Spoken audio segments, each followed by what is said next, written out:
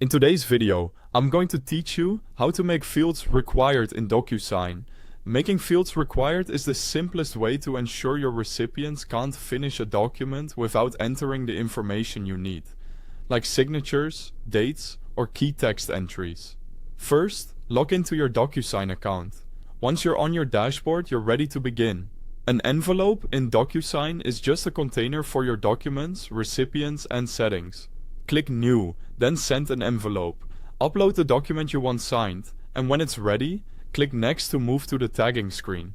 Add your recipients by entering their names and email addresses, and assign the appropriate role, such as signer or viewer. Roles control what each person can do, so make sure the signer is correctly assigned. Then, click Next to open the document tagging interface. Now add fields to your document. On the left, you'll see the Fields panel. Drag and drop what you need onto the page. Signature, date signed, initials, text box, or checkbox. Place each field precisely where you want the recipient to interact with the document. Take a moment to align fields neatly to keep your document professional and easy to follow.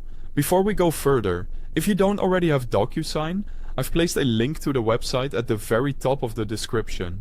You can sign up or access the app from there so you can follow along.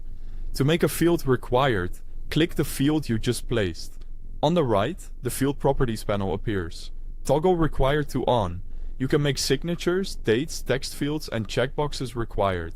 If you're using text boxes, consider using validation or formatting options in the Properties panel to guide entries like numbers or dates. Repeat this for every field you want to enforce. A good rule of thumb is to require the fields that are critical for agreement validity or processing, and leave optional fields as non-required to reduce friction.